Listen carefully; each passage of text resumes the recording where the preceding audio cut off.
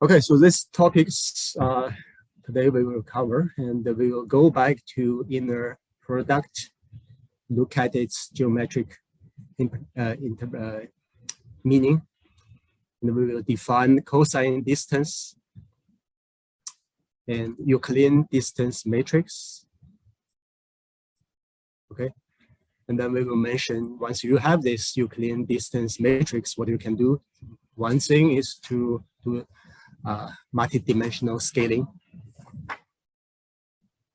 This will have a direct application in single cell. So once we go through those, I will talk about more on the QC and the processing of your data once you have the gene and the cell expression matrix.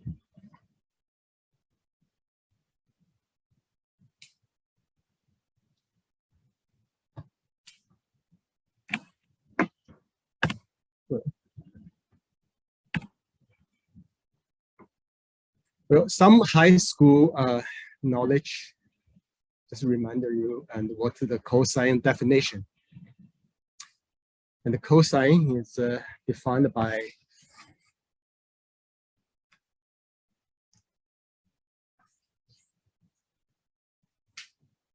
adjacent, this is divided by the length of this hypotenuse, right? And the sine theta, and that's the angle and between these two, and so that's number one. Okay. Number two is this Pythagoras theorem. The beauty of this theorem is it's applied not only to two dimension, but also you can extend it to higher dimension. So you know, in this case, if you have I remember the 3, 4, then this would be 5 because 3 squared plus 4 squared is 5 squared. And if you do this for 3-dimensional, and that's this, that, and that, the same equation still apply. And you should be able to imagine even higher dimension, 4 or 5 fifths, even higher, and this relationship still holds.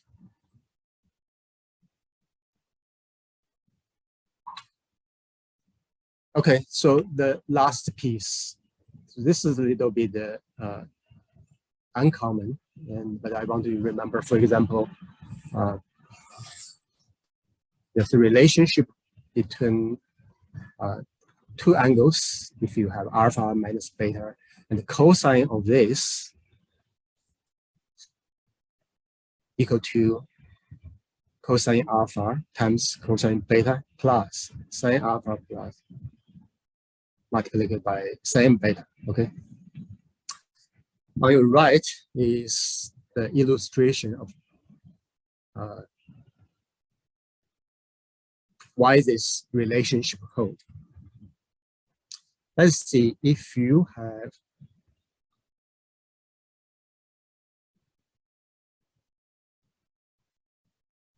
we want to alpha minus beta.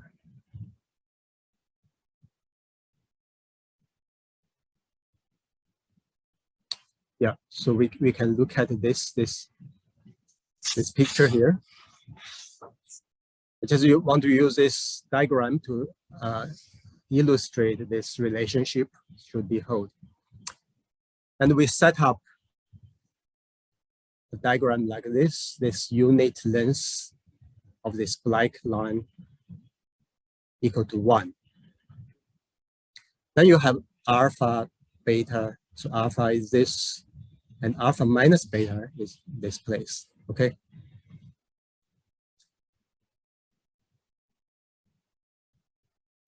So the definition of cosine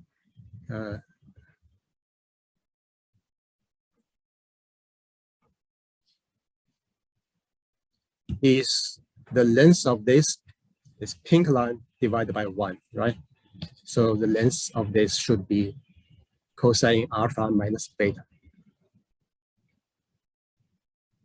And then we look for cosine alpha somewhere times cosine beta. You can work it out because this angle is equal to this angle. So that's the length of alpha, cosine alpha times cosine beta. And this plus this part. And you can figure it out. This is correct by looking at the relationship between the angles and the definitions of those. And so this two lengths put together is the length of this. So just convince yourself and also remember this. We will use this later. After we do the rotation of the coordinates, you will have the problem of that. The original vector have alpha, and then you change it to beta, and how this will change. So just remember this, we will use this very soon. I will come back to this page later.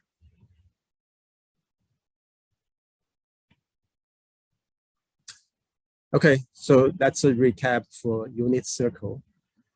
All the data point has a norm equal to 1. And of course, this is a 1, 0, and this 0, 1. So this place on the unit circle.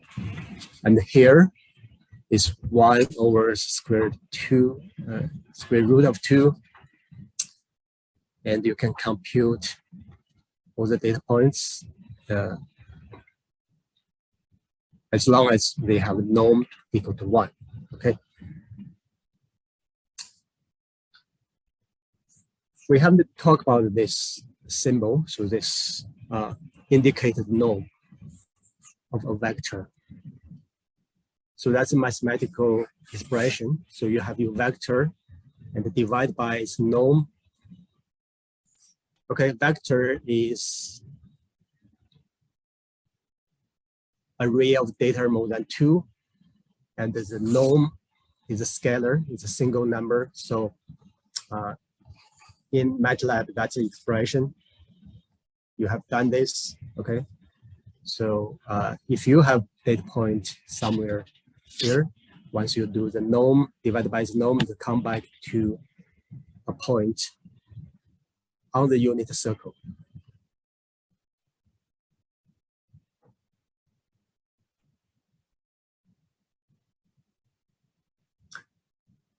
Okay, and that's how you do matrix multiplication. I don't have to repeat this. You put your A matrix m by n, and the B matrix has to be n by p. So at the end, you will have a product with a matrix C as a dimension m by p. Okay, so that's this dimension n has to be matched between A and B internally.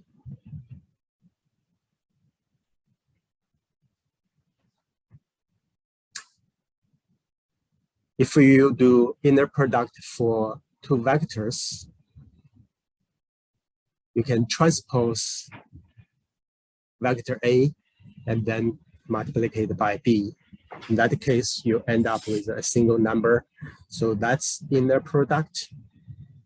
So the dot product, also called dot product. So inner product of two vectors is a single number. So outer product, will you transpose B? And in that case, you get a squared matrix n by n, depends on the dimension of your vector. Okay. So again, in data science and statistics, people treat vector differently. In data science, normally we put a vertical vector as your data point. In statistics, people use statistic table, they put rows as a data points. So sometimes it may be confusing.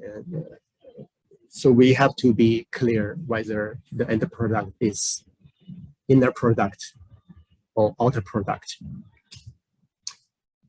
In quantum computing, there's a called the Dirac notation is more smarter, and it puts vector column vector such as A in this way. So that means the column. So this is called the Dirac notation for the vector. So if you have a transposed, you do A in this way. So you know the direction. So vertical, you always have a bar, and then your variable name, and then you have your this greater symbol, and then when you transpose it into horizontal vector, you have this equation. So if you use Dirac notation, the inner product will be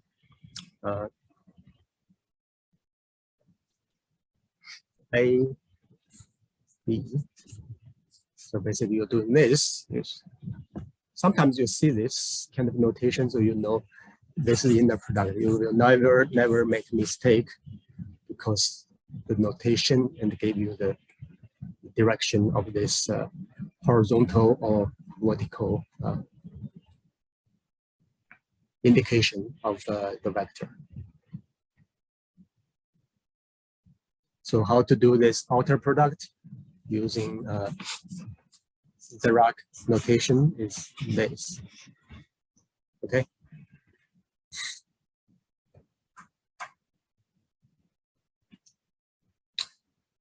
Let's see what's the meaning of the inner product of two vectors.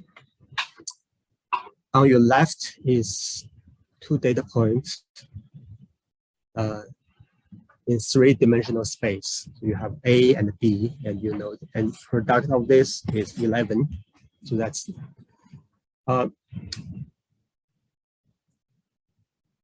it's hard to interpret the meaning of this, but let's look at it on your right.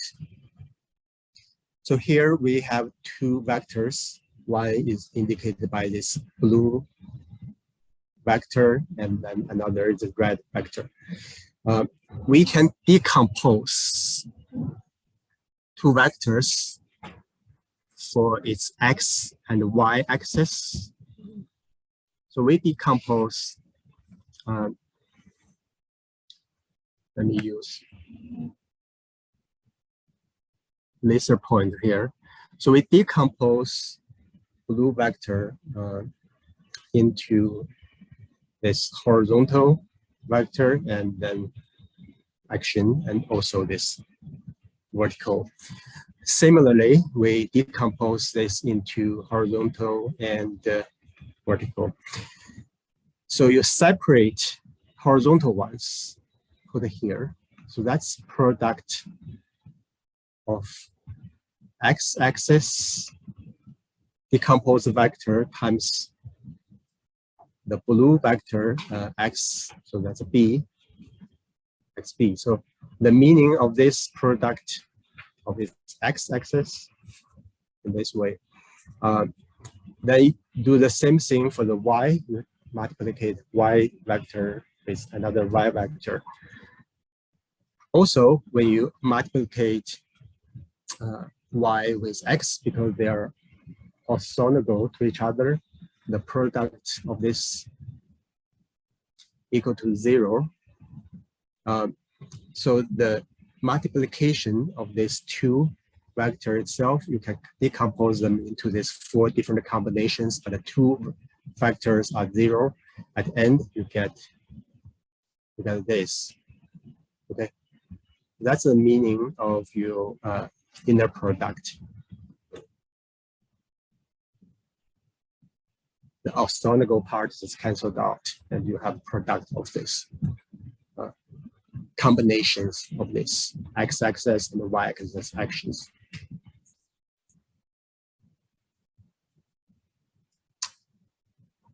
Okay, now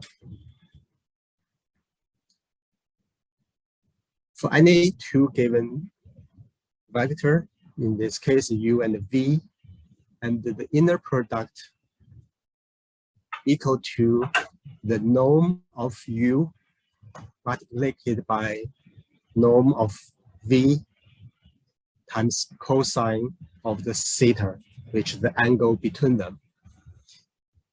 This equation is important, and because you can use this to solve a lot of the problem numerically, and because of this relationship. In this case, they use A and B, two vectors.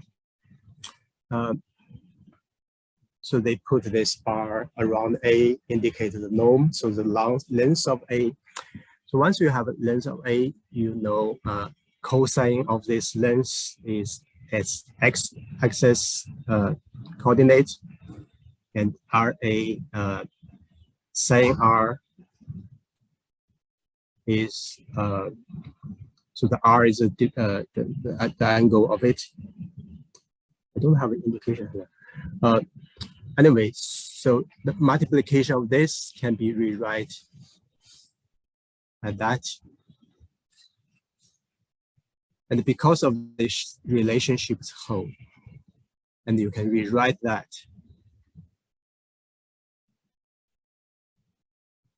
The combination of this cosine sine as the difference between these two angles. So I can draw this here.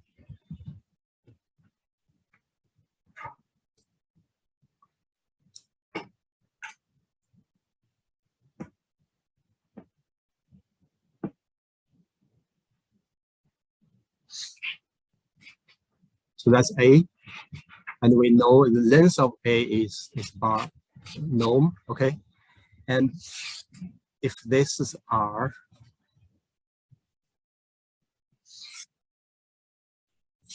and that's B, another angle,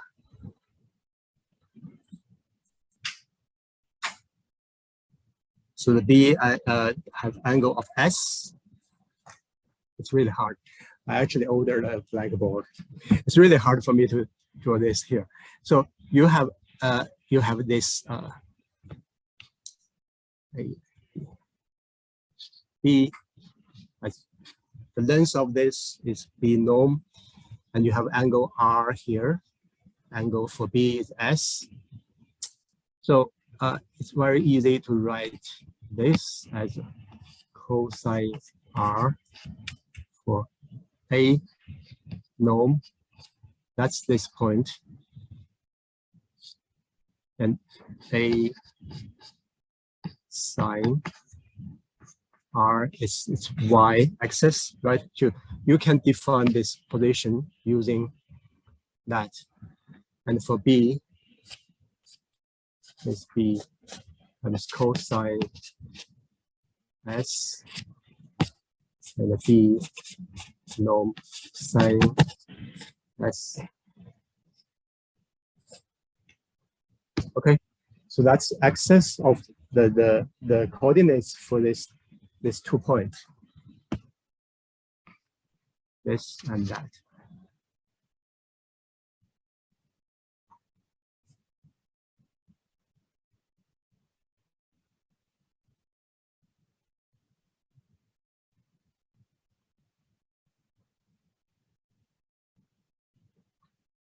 So A and the B in the product can be decomposed into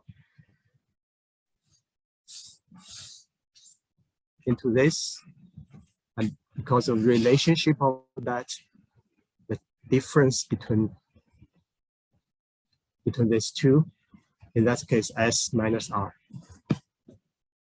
slightly different with this equation. If you plug that in, you actually at the end you get the relationship of this.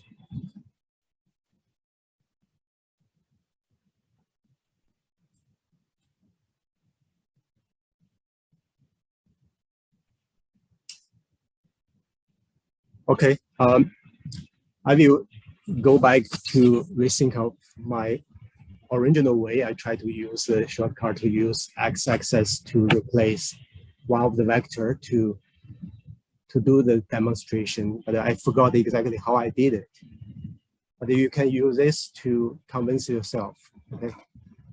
It works internally. At the end, you will try to remember this.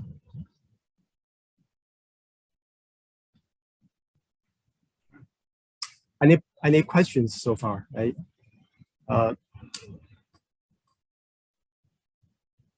It's important to remember this, and we can move forward to look for, to explain its applications.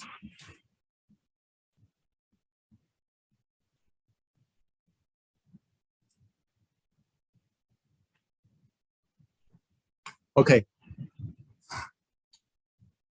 Oh, by the way, there's another way to prove the dot product of these two. So there's another way. You can take a look. Okay. Now applications. First, if you know A and B, two vectors, and you can rearrange the equation and easily to get cosine theta, the value, because if you don't know the theta, and I can quickly compute, I see, okay, A times B, that's product, inner product of these two, and my divided by A norm times B norm. I just rearrange this, put this two like to here, and I get this equation. So I can quickly compute the angle between two vectors. Exactly is the theta, the cosine theta value between these two vectors.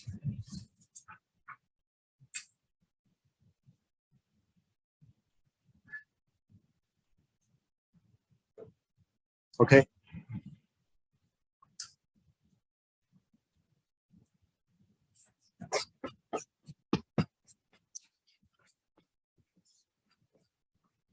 So another is to compute the projection. Projection means you draw a line from A. Say I want to compute the projection of vector A on the B. So I can draw a line and orthogonal and to B. And I want to get the projection, which is the distance, the length of this part. Right? So how can you compute this part?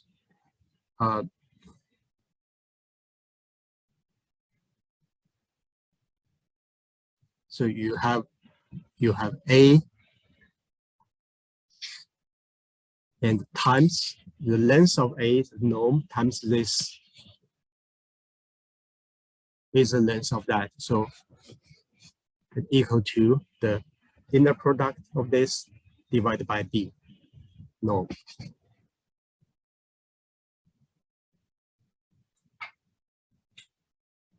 So if I give you two vectors, A and B, I ask, can you compute the projection, the length of the projection of vector A on B? You see, it's very easy. I can compute the inner product of A and B, which is a single number, and then we'll divide by the norm of B.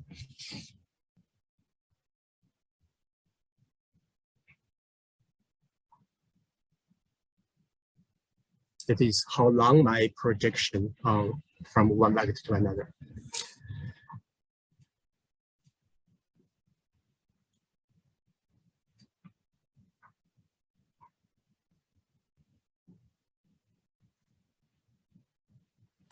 Okay. So once you have the distance of this part, of this projection,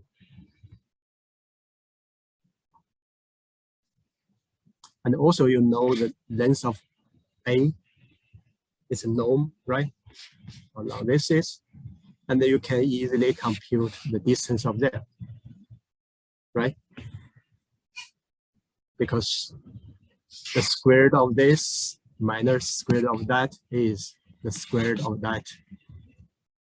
So you can compute the distance from one data point to this vector, using this vector as a straight line. So let's compute the distance to a line.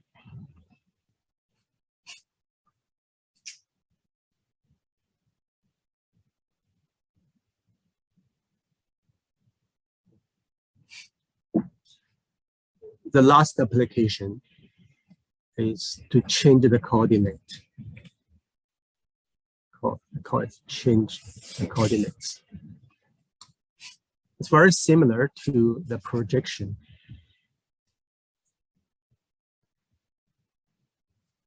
For instance, you know A, the position. So A is XA, YA. So you know this because I gave you the vector A.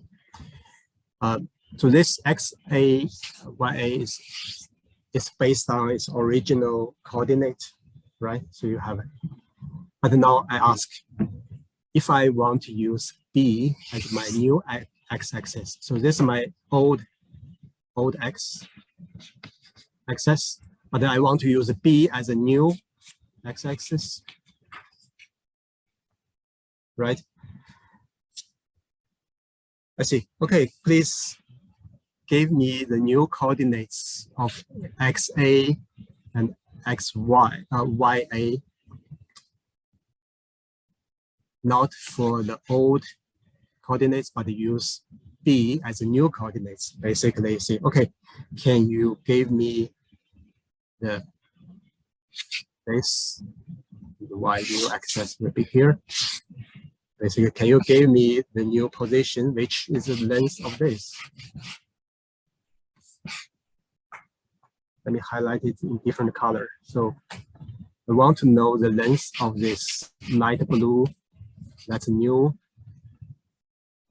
XA, new YA. What's the old one? Old one is this blue, green one. Green one, the old XA, YA. Okay, so that's coordinates for old coordinate system. You have XA, YA. But if I ask you, please use B as a new axis. Can you tell me this vector A, what's its new coordinates? That's this blue distance, basically. So you have to know the distance of this, distance of that.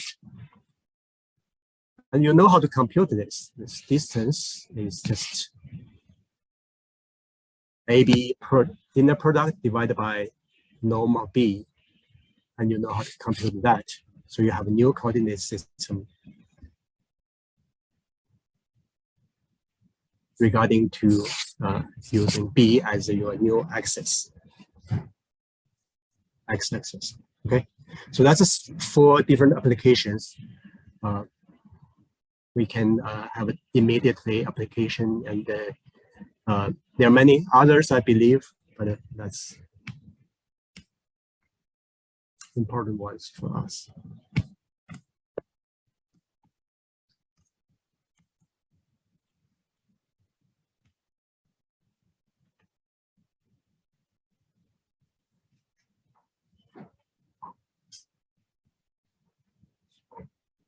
You see here, we have a yellow start, so that's important.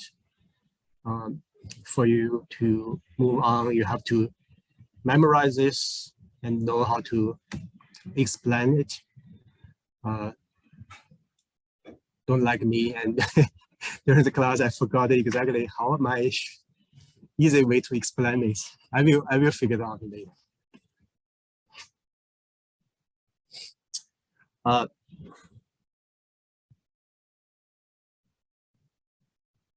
Okay, so once you know the cosine, you actually can use cosine as a distance measurement.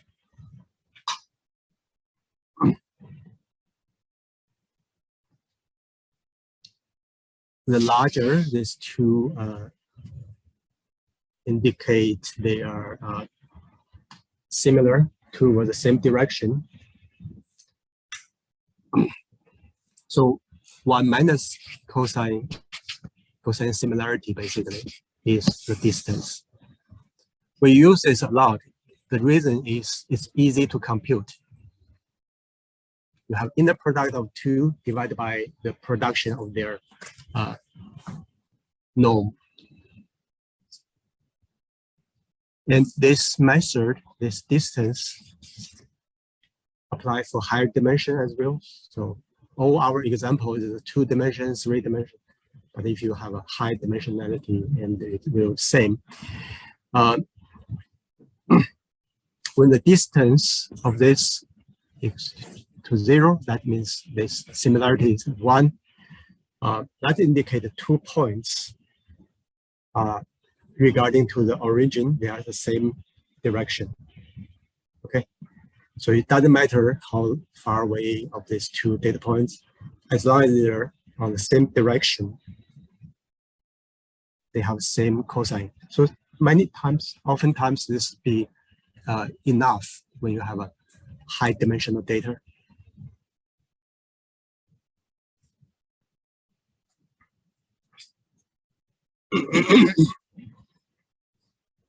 Okay, so we introduced the cosine distance. That's a direct application of cosine of the angle between 2 data points. And if you normalize the length of these 2 data points, so here you have x and y 2 data points. As you see, okay, they normalize, put them back to the unit circle, and then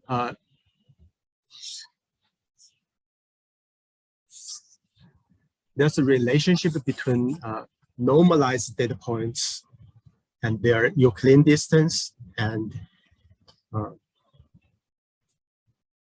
cosine distance. So basically, it's just 2 times of cosine distance is Euclidean distance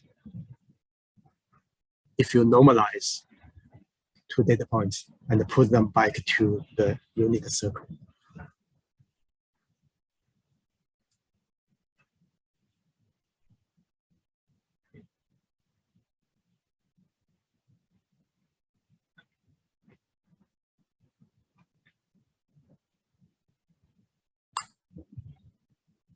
And applications for using those relationships, we can apply it to PCA and SVD. In PCA, you want to find a new axis for your not only 1 data point, but a lot, okay? All the data points under your consideration. You want to find a new axis for it until all the data points have a short distance onto your new axis. This axis is the so-called principal component. That means a new coordinate system you're looking for. So that's why you see, okay, where this relationship will be used. In PCA, you will use that relationship. In SVM is you found a new coordinate system, which basically is a straight line, which can separate 2 groups of data. So you have a blue data points, you have red data points, and you will find a line in between of these 2 groups of data. And they should, this line, you may use a vector to represent it, has to be far away enough from both data points in both groups, right? It's right in the middle. So you want to maximize the distance from data points to this separation line. So that's another application. You want to quick compute the distance from a data point to vector. Vector is a line, okay?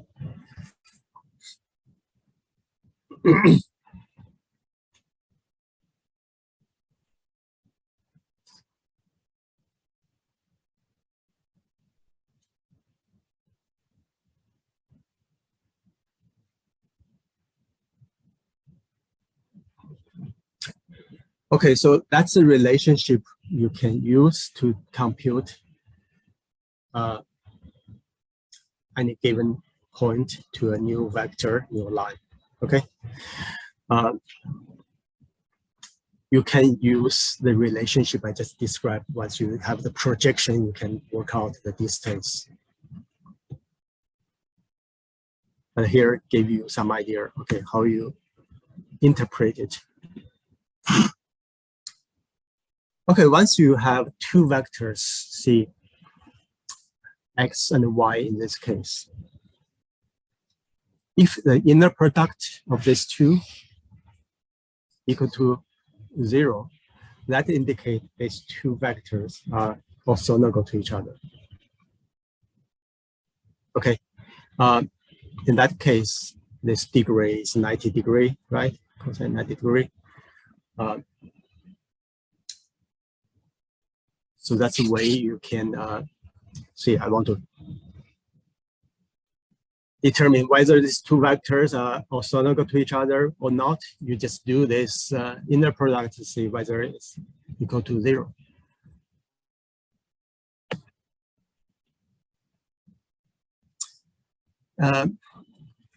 So when you have a vector, you can use it as, for example, as x-axis, right? Because you have a direction on the space you're working on. If it's two-dimensional, so you have x, y, x, and y. So two numbers. If it's three-dimensional, you have x, y, z to indicate the direction of your data point. And you can use this as an axis. Once you have x-axis newly defined, and you can set up a y-axis, you found a place, another vector which orthogonal to each other to it. So you have y-axis. If you work on 3 dimensions, you can have a z-axis. Okay, so once you have these 3 points and put them together and make a vector set, and this vector set like something like this, they all orthogonal to each other, then you can use this as a new coordinate system.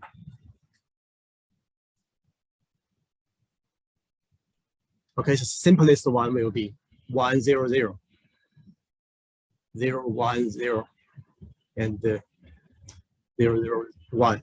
Okay, this is we know it's a coordinate system, but you can rotate it and have a new set, right? So this, for example, on the screen is one set. You can compute the inner product of either combinations of the 3 equal to 0, so they all orthogonal to each other. So you have a new coordinate system, and you can put it into a vector set. Okay, this will be 3 by 3. And you can use this as a new coordinate system to replace the one I just described, 1, 0, 0, 0, 1, 0. Okay, you can replace that, have a new rotation.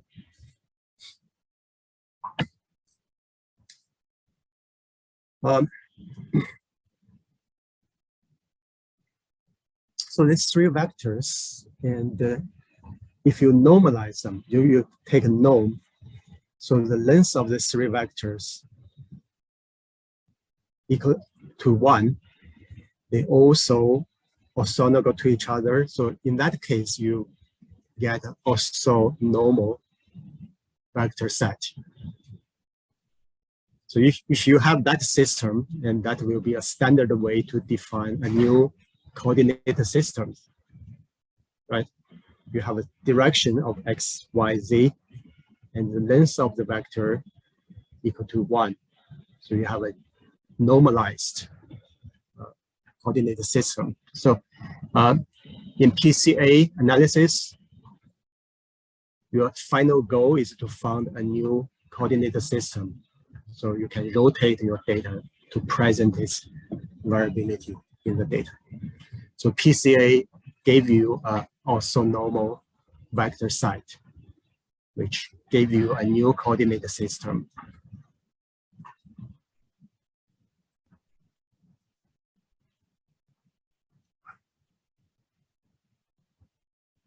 If you have an orthonormal matrix, like I said, it's 3 by 3, and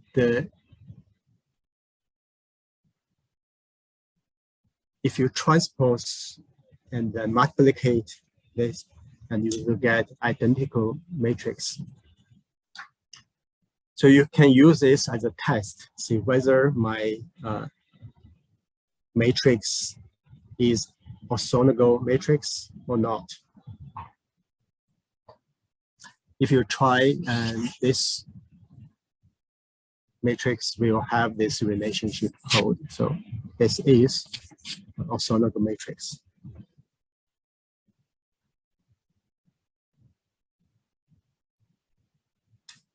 We can also call it rotation matrix because you define a new coordinate systems regarding to your old system, and their relationship is kind of a rotation, right? In some way. And this is also called the unitary. Okay.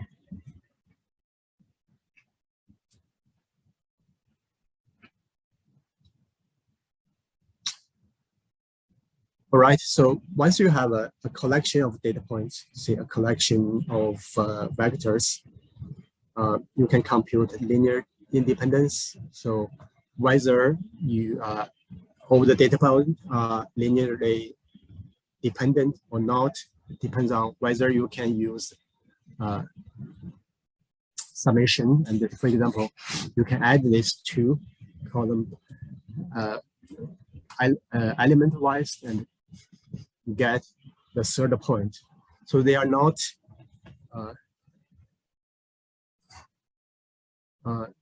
so you can double this two times of this plus that.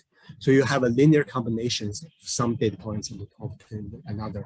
So in this case, the three points are not linearly independent, but this three is independent. They are independent to each other.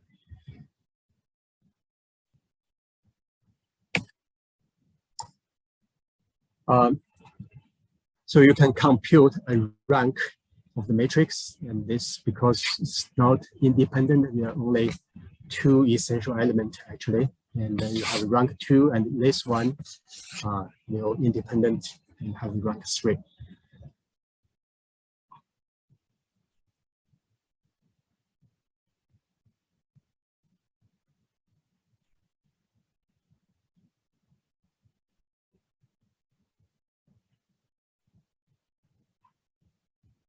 Okay, so let's talk about the span and the rank of this. We can give it a try, and this, let's see. This rank should be 2, right? Because you can obtain the third column by add the first column and the second column. Okay, so if you use in MATLAB or whatever, you use the rank function and put that in, and the answer should be 2. Okay, so that's the meaning of rank.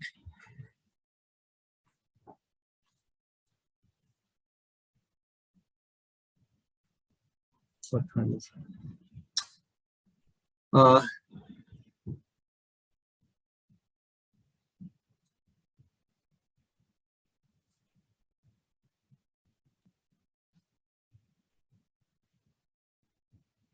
Okay, here there's a new function I want to illustrate. So if we are given 3 arbitrary vectors, say one here, here, here, 3, and they are not orthogonal to each other. And this function will help you to force them to become orthogonal and to return orthonormal vector site. And then once you obtain that, you can conform, and because you have that relationship, if the matrix is orthonormal matrix, so the product between this matrix and its transposed matrix is identity matrix, you can conform with some of this function.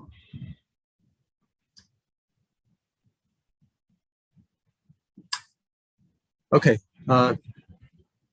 how exactly the algorithm that you use to find orthogonal matrix, if I gave you like 3 arbitrary vectors, they are directed to different direction and they are not orthogonal to each other, but if I gave you this, and this algorithm called the Gram-Schmidt process will help you to find an orthogonal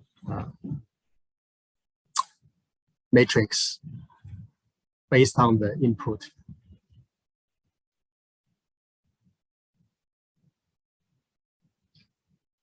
And there's some details inside the algorithm, and I think we can skip this because we only need to know, okay, the definition of orthogonal matrix, and you can use this as a representation of new coordinate systems. Okay, you can, if you don't have that, you can force to use that algorithm to give you the output.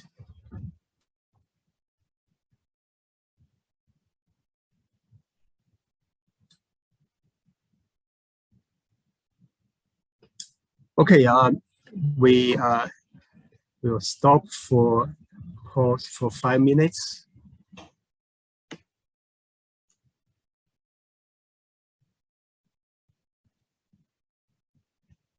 I don't know whether there are any questions online.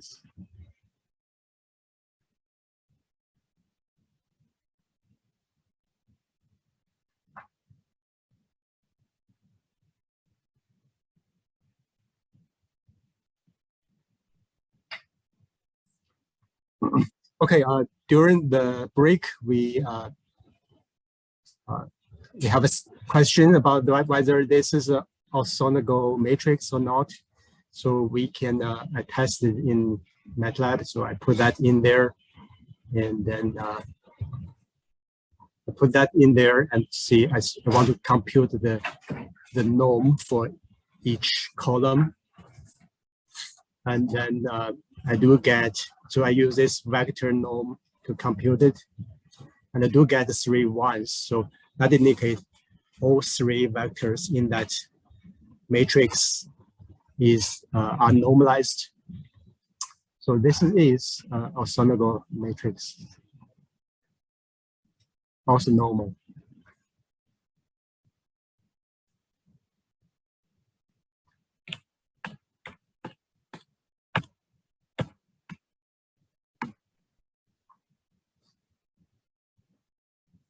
Okay,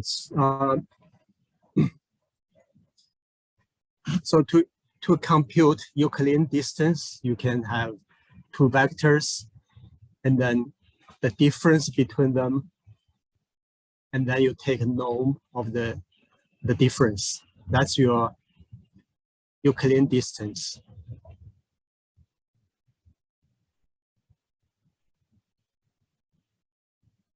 If you have a xy, x1, x2, x3, so this data point x, and y1, y2, y3 for data point y, that's in 3 dimensions.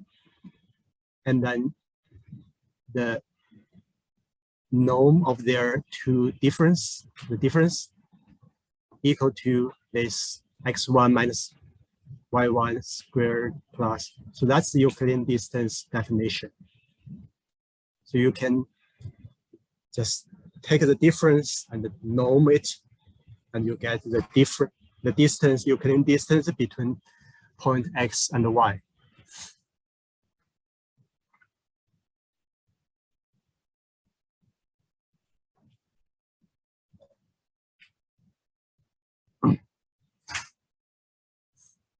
Here is just another example with two data points. One is 3, 5, another 6, 9. You see here we use Dirac notation, and you see this is the inner product, right? Between two.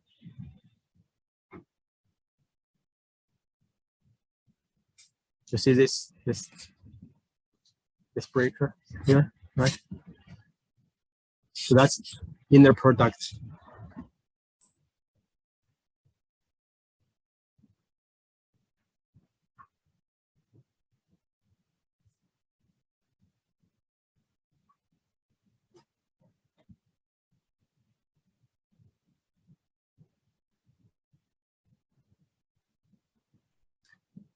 If you have,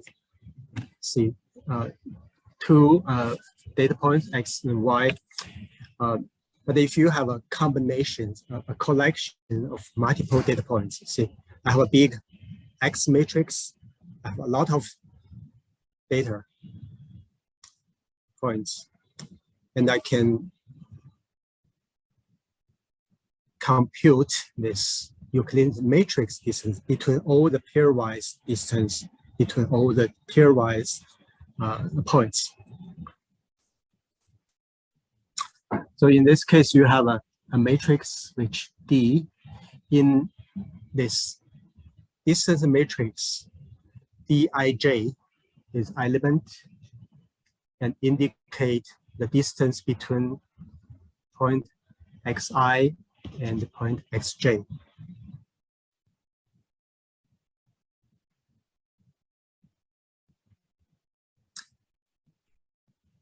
So this pairwise distance is called Euclidean distance matrix.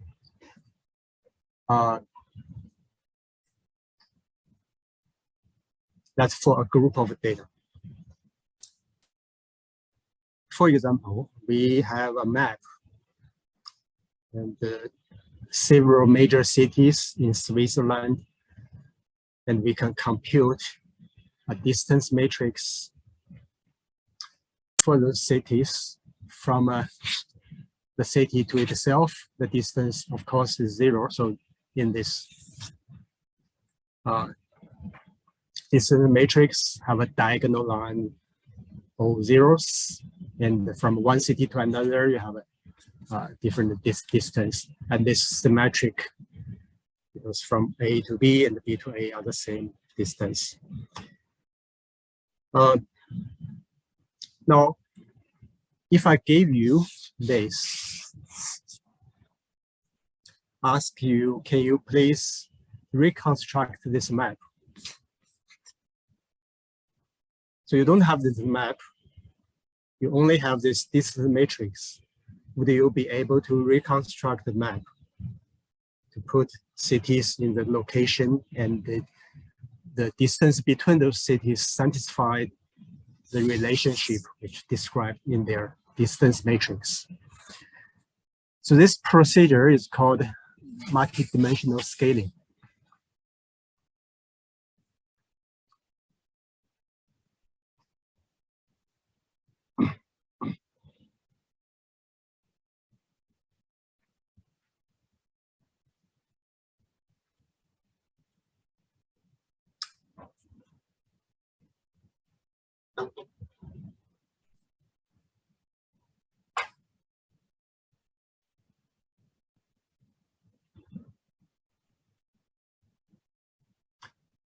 Okay, so here you have X is your collection of your vectors, a collection of data points. Then you transpose it and multiplicate by is transposition matrix, transpose matrix. This create a matrix called Gram matrix.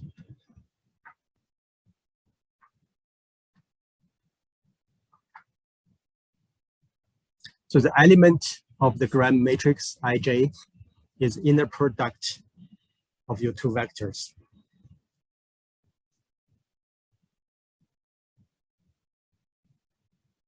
Okay, so you know how to do this, right? So if I gave you two data points, two vectors, you know how to compute inner product. But you just do this for all the pairs of your combinations and put it in the matrix and create this Gram matrix.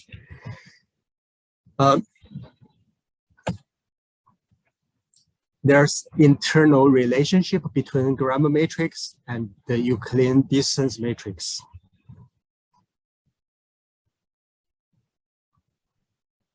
There's some internal link between them. So once you have this matrix, you can compute that, or either way.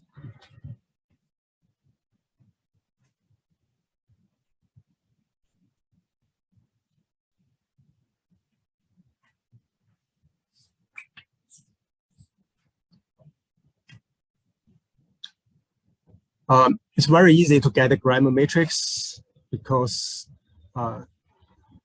we know how easy to compute the inner product. And in MATLAB, you don't have to do pairwise one by one. You just have a collection of all the matrix multiplied by its transposition. You get all this inner product just by one step. Okay. No matter how big this collection of data is, right? This data set have 10 data points or 10,000 data points. It's just a matrix, and then the matrix multiplied by its transpose to get inner product of all. You can easily get Gram matrix. You can convert it to Euclidean distance matrix if you decide to use that. Okay. So multi-dimensional scaling. So this algorithm is built upon Gram matrix.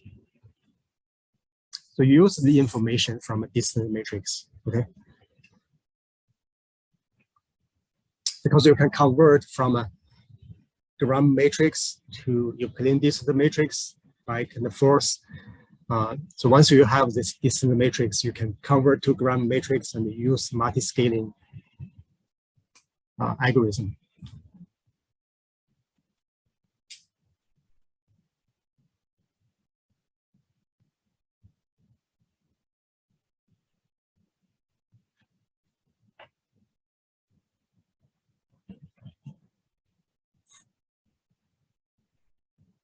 Okay, I just showed you, you can use convert from Gram matrix to Euclidean distance matrix. But here I show you another function that once you have a Euclidean distance matrix, because that's something we normally will get from the physical world, and that's a distance.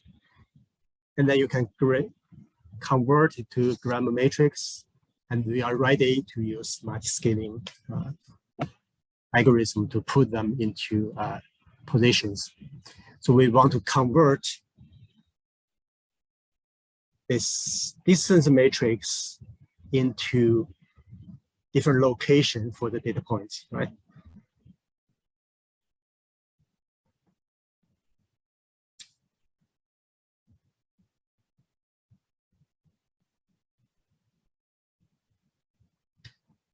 Okay, look, here we have a distance matrix. We somehow convert it to Gram matrix, and then you see what it is. This is an eigenvalue decomposition.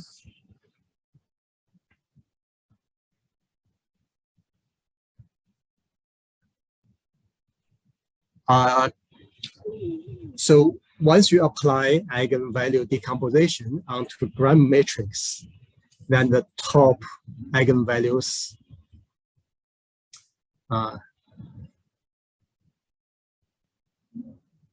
will be the location of your projected city location on the map. Okay. So that's the way this MDS algorithm using the distance matrix convert to gram matrix and do this eigen decomposition. Eigen decomposition is to find eigenvalues and eigenvectors. At the end, that give you the coordinates of the data points.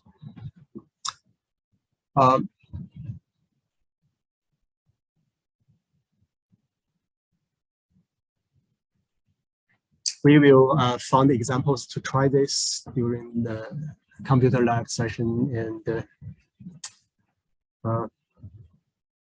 but for now, I just show you the algorithm itself. You open the box and see what's going on, why it's possible. But why exactly in principle is possible, we have to go back to the original literature, and I don't know how this people working on the lineage algebra and work on the graph theory figured it out. If you don't tell me how to do this, I wouldn't be able to figure it out. I open the box, I see, okay, that's the way you figure it out. That's the way you compute this.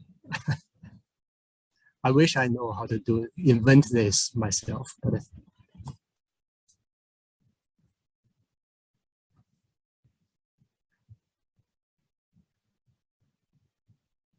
I can do high-level combinations. If you give me different ways, I know how to pass on information from one format to another. But this kind of hardcore algorithm development, I couldn't do it. Okay, the next we switch deal and to talk about this for the Mahalanobis distance. So this professor is an Indian mathematician, Mahalanobis. He invented a new distance measurement, taking into account of the distribution and the covariance of the data. Not only look at Euclidean distance between two data points, but also consider other data points distribution. And if you look at the definition of this Mahalanobis distance, you will know, and that's the normalized data points, because minus its unit. And so you can see here is a collection of data points, a data point matrix, and the transpose and multiplied by itself. So this is Euclidean distance, but in the middle, they have a term, it has a covariance matrix term. So this gave you some information to compute this Mahalanobis distance using covariance matrix. Okay, so now if we look at the distance, for example, from any point in this cloud to the center, you can compute, okay, this distance. But there are three outliers, 1, 2, 3, and the distance from 1 or 2, 3 to the center. If you compare Euclidean distance, which, for example, 3 to the center, and compute, and this point to the center, let me see, in different color. I will use different colors to indicate this. So this distance, for example, from this data point to center, I call it D1. D1 looks longer than any distance from point 1 to 3 to the center. But that's Euclidean distance. But Mahalanobis distance will make distance from 1 to 3 much longer than D1. Okay. The reason D1 is not as long as your looks like the same because it's in the normal range of this distribution. But the 3.123 somehow we call log layers. So if you use Mahalanobis distance to find distance from 1 to 3 data points to the center of this cloud, the distance is much larger than any other point to the center, the distance. The reason is this covariance, the shape of this cloud is taken into account by the computer. So this is another distance. So we talked about Euclidean distance, we talked about cosine distance, we talked about using distance matrix to do multi-scaling, multi-dimensional scaling. Here we introduce Mahalanobis distance.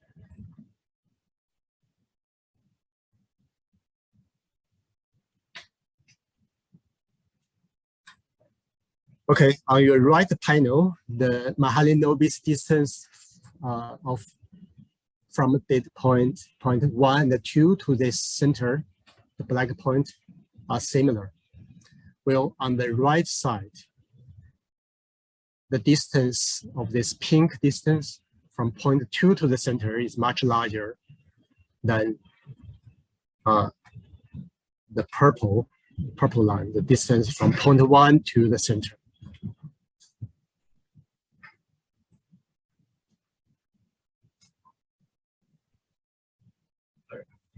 Yep. So you're saying that on the left, the Mahalanobis distance from point 2 to the center is the same as point 1 to the center? Yeah, so this will be very similar. So these two distances will be almost equal.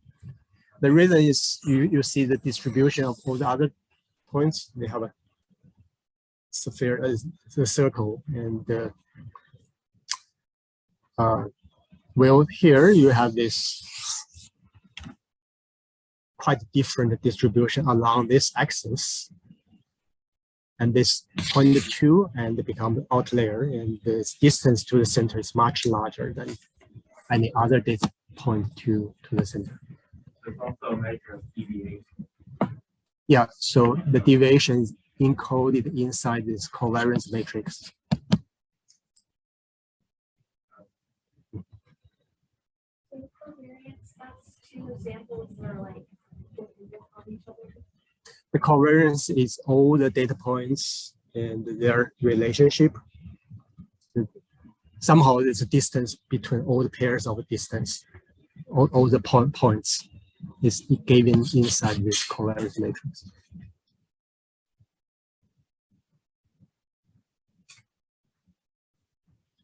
So in the next slide, we will talk about the covariance matrix. Because we have this linear algebra, those operations, and it's very easy to compute right now because we have a matrix of collection of vectors, collection of data points, X, and multiply by its transpose. Okay, then you somehow normalize by how many data points you have, you get this covariance matrix.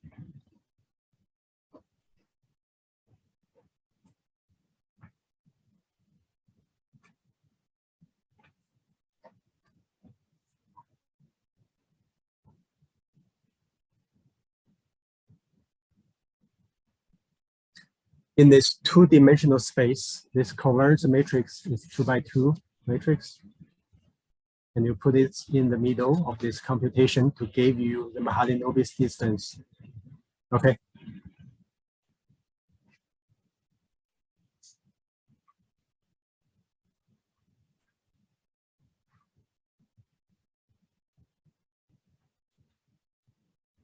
On your right side of this example, you have a lot of these data points in red, right? But this covariance matrix is only 2 by 2.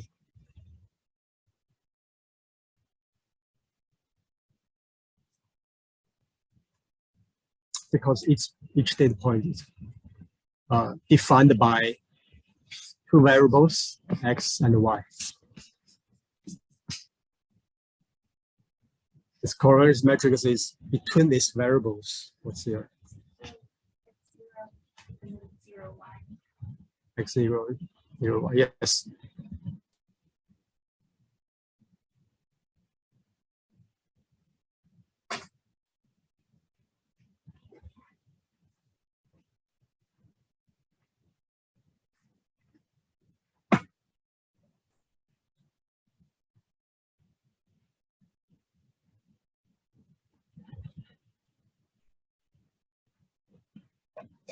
Here are the numeric examples. You have 3 points, A, B, C. So now we compute the distance between data points, not a data point to the center. We can define any center here, for example, this A. So the Mahalanobis distance between AC is 4, but the distance between A and B is 5. Although Euclidean distance looks much shorter between A and B because of using this covariance matrix computation inside the definition of Mahalanobis distance.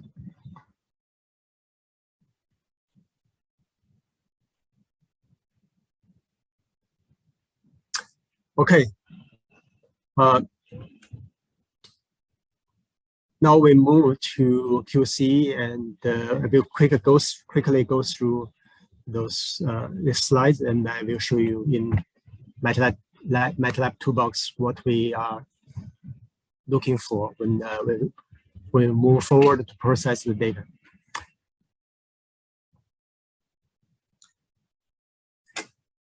First, we have to have some idea about the variability of this gene expression.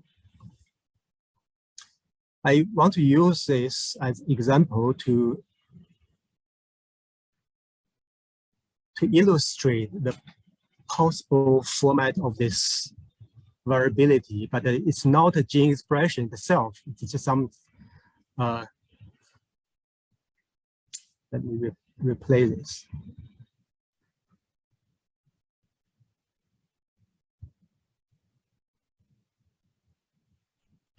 This kind of photon calcium channel image, I don't know if they are not gene expression itself. It may include activity of electricity in the neurons. But I want to give you a point is in the single cell, a lot of gene may just express sporadically and in different frequency, and they are not always turned on. And for example, in 100 cells, maybe only 5% of cells have a highly expressed gene at any given moment. So you will expect to have some idea, the whole picture like this, sparkling signal. And in the same time, so I call this biological variability. So this gene is shut down actively by the cell at certain periods. And then you have a burst of the transcription of that gene. And then you have a degradation of mRNA. So everything combined, you will see this kind of highly variable expression. And it could be biologically significant. So when you do the single cell RNA-seq, you see a lot of zeros in your data. Number one, you will see, okay, there may be mRNA not enough, or technology maybe not sensitive enough to capture those mRNA. In other case, maybe the cell just actively shut this expression down, so you really expect you shouldn't detect it. So there are different scenarios, whether it's real dropout, means you miss that mRNA, although it's there, or it's a real biological shutdown of these transcripts? We don't know. So we have to be very careful when you do processing of the data, when you do the imputation, whether you fill that missing information in according to some model for technical noise, whether you should consider biological variability, take that into account. Okay. So I gave you an analogy, and if you have a radio, you turn it on, but you put this volume into 0. So you don't hear anything, but it's different from you turn your radio off, not give it power. Or you turn the volume a little bit up, but still it's out of your range of detection. So you have different ways to get a 0. And in single cell, and you have sometimes you have 80% of zeros in some of these genes. So how are you going to deal with it?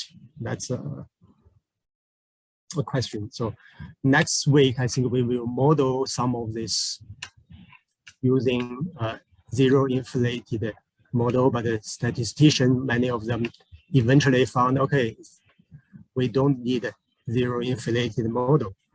So people are still arguing to see whether how should we deal with these zeros? But we have to remember from biology side, the transcriptional bursting, and different genes may have this bursting, different frequency, different magnitude. It's difficult. So keep that in mind. And we observe dropout. How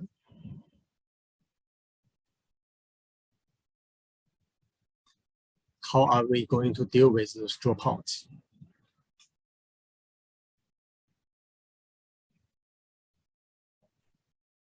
Whether those are the amplification bias, or it come from a transcription bursting or some background noise. And also you have a cell cycle, cell in different size, different healthy status, and there are many biology related questions we need to consider.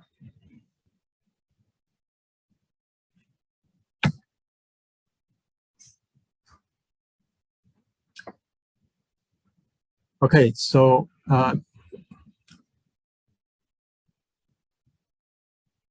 we need to have some idea about, for example, you have model organism, and nowadays we use the human mouse, and we start to use zebrafish and other non-model organism in single cell.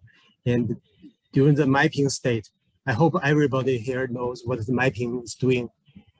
You have short reads, you try to find where this read come from the genome, and then you locate that gene and say, okay, we know this from that gene. Okay, you want to have some high level of percentage of mapped rates.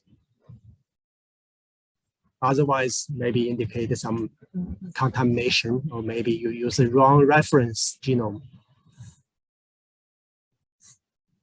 There are other sequencing related mapping statistics.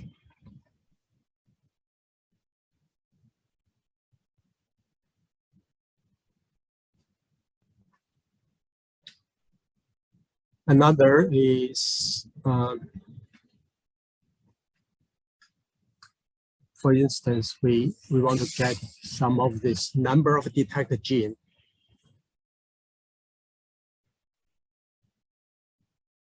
We need to consider the mitochondrial rate fraction. So how many rates can be mapped to the nuclear genes? How many from mitochondrial genes? So what do you think about this fraction? The larger the better, or smaller the better? Yeah, you want it to be smaller, right? The better. So larger indicates the breakup of the mitochondrial membrane and then release of a lot of mitochondrial transcripts from mitochondrial encoded genes. And that's not a good indication. But this ratio also differed from tissue to tissue and from cell type to cell type. So in some cases, you have to understand your system. If you get your sample from a cardiomyocytes, you expect much higher this mitochondrial rate fraction compared to neuron, for example. Okay. So this is not a fixed cutoff. You can see, okay, my sample is good or not.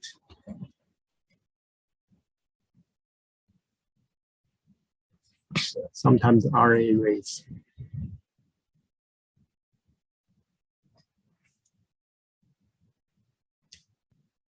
So once we have data, we want to plot all of those histogram and to see the distribution of the, in this case, the cells, for example, the number of genes.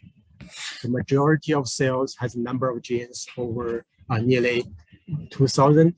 So that indicate every cell you sample have at least 1,500 cells, genes. If the number of genes detected have an expression level greater than 0, is too small. In this case, maybe 800, right?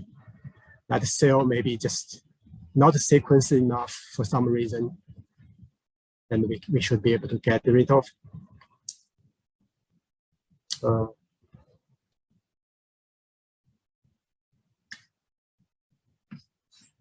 Count dips, just how many reads in that cell.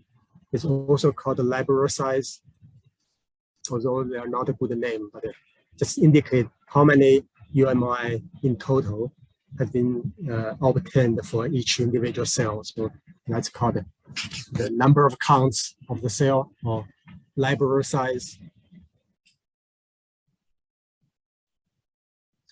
And you can, so that's a single variable. So you plot this histogram and look at the distribution of those parameters and find the cutoff. You can also, using the scatter plot, put library size and number of gene in two different axes. So you have a, you consider both at the same time, okay? Sometimes you have a deep sequenced cell, and that indicates you have a high level of this library size. You sequence a lot, but if all this sequence goes into the mitochondria, you have only a couple of number of genes. So you have a low number of genes detected. That's not a good indication. You want to have this positive correlation. You sequence more in each individual cell, then you detect more genes in that cell. So you expect this to have this positive correlation strongly. And you try to get rid of those outliers, right?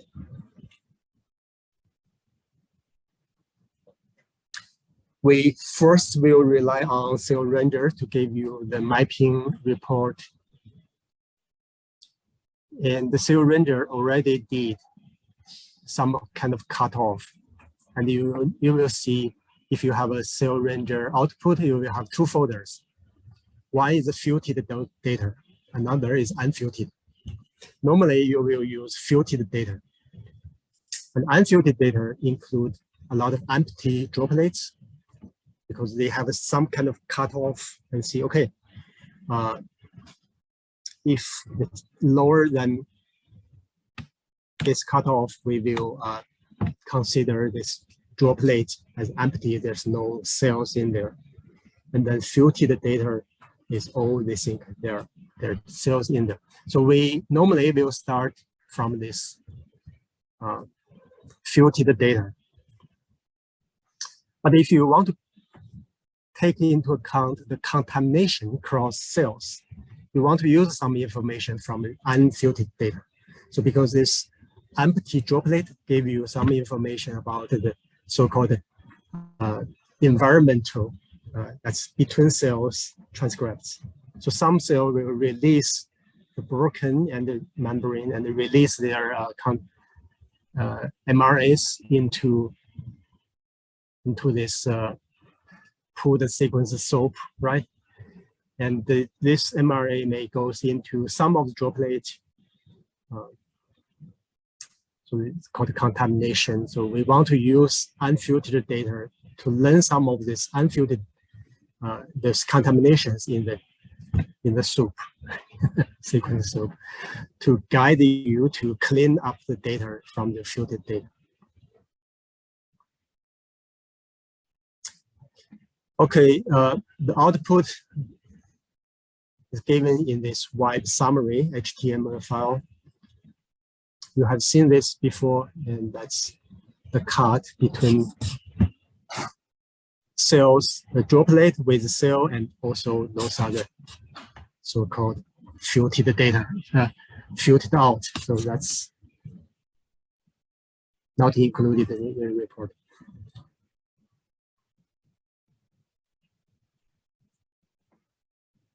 Okay.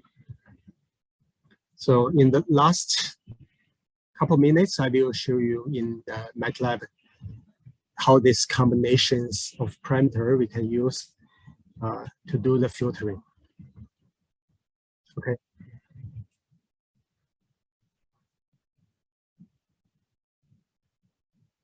So we have mentioned this before, and so I'm not going to repeat.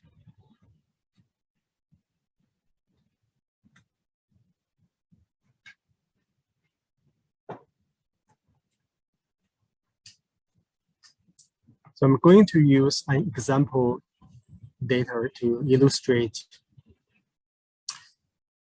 For instance, you read from the cell ranger output and read that those raw data in. The filter function I gave it here.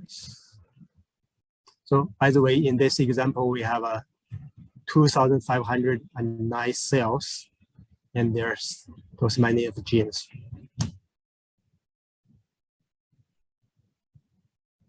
So the first scatter plot I'm going to show is library size against mitochondrial rates fraction, mitochondrial rates ratio. Remember, the mitochondrial rates should be smaller, the better. The library size normally should be larger, but it shouldn't be too large, okay?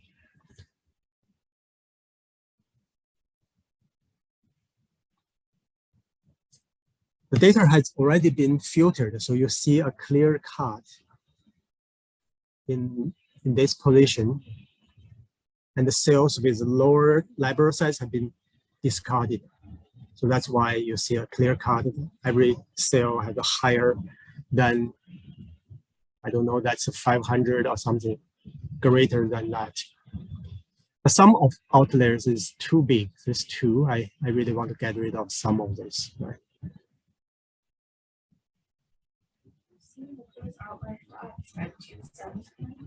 It could be two cells in there, and for some reason it's not in the normal range. So that's the place I will want to set a cutoff and then to remove. For example, this two I want to get rid of. On your y-axis, this 15% lower is already good enough. So this data set, I've already applied this some kind of cutoff. So you don't see the outlier points. For example, the mitochondrial ratio is above 25%. Those cells are already being cleaned out. But I just gave you the example to show you, okay, you can use this to further get rid of those outliers, these two cells, and you can set up your cutoff. So in this case, I will remove these two cells.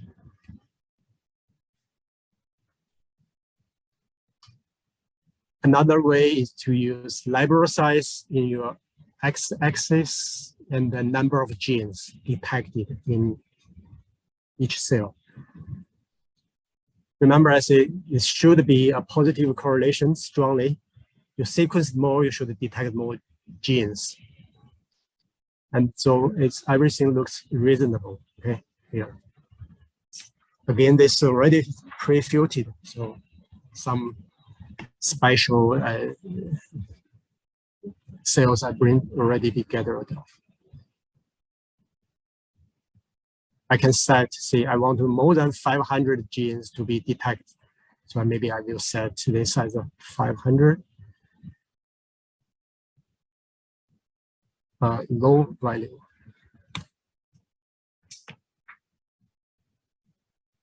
Yeah, so I can decide I don't want cell have less than 500 gene detected. So I can get rid of those cells.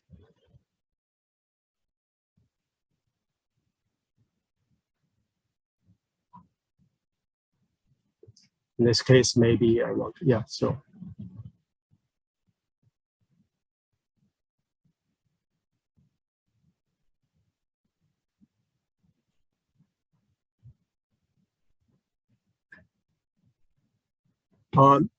Some long non-coding RNAs also show up in single cell studies. And those are the examples. So I select several of them, MALA1, often abundant. And also this. So in this x-axis is the number of the rates goes into those three long non-coding RNAs.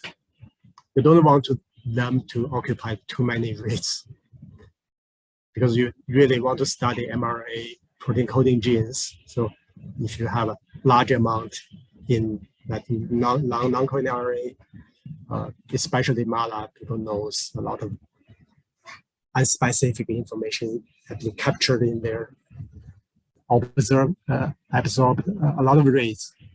So some of those cells may be not good enough. So we can set a cutoff if you like to get rid of them.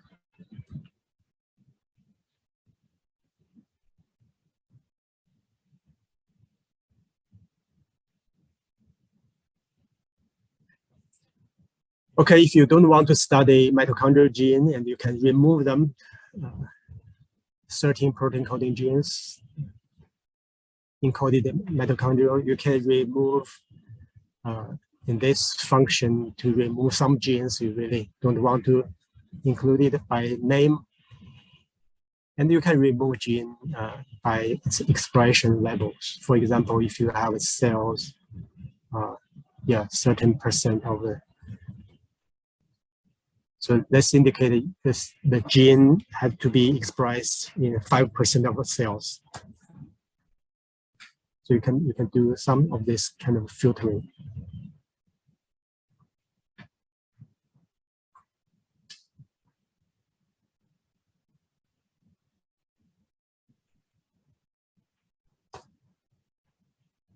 Okay, at the end you can take a look of this violin plot, look at the distribution, the range of those parameters, and the number of library size and percentage of mitochondria and number of genes.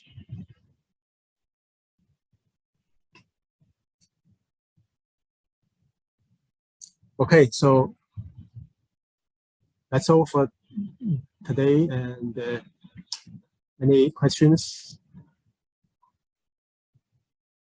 No. How do we use that? How do we know we can use the empty rates? Empty rate or not? Oh, you see when you look at this this report here. Are you talking about this or the next level in the MATLAB? Okay. In MATLAB, for example, you can export your variables. See this to X. X is the expression matrix. So you see here, X, you can look at it, a lot of zeros. Zeros means there's no detected rates in So this column is a cell, and the row is a gene. So for the first cell, the first gene have no expression or not detected.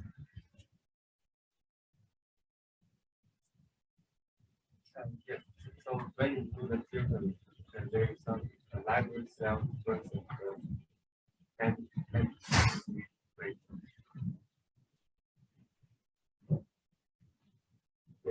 Yeah, MT means mitochondrial. Mitochondria, yes. Mitochondrial genes have a special name. If you look at this, you will find a gene start with MT slash something else. So we can just use that pattern to know, okay, which row is mitochondrial gene. Yeah. I try to find mitochondrial gene, but if not, it's too many genes, it's not easy to find. It's one of the rows. Okay. Good question.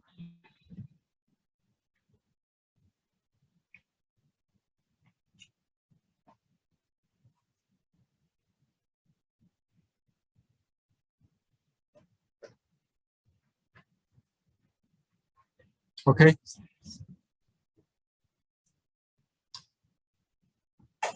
All right, I will see you Thursday in the computer lab, and don't forget your homework is to try to explain multiplication of matrices, and also Just a video of ourselves, right? Or of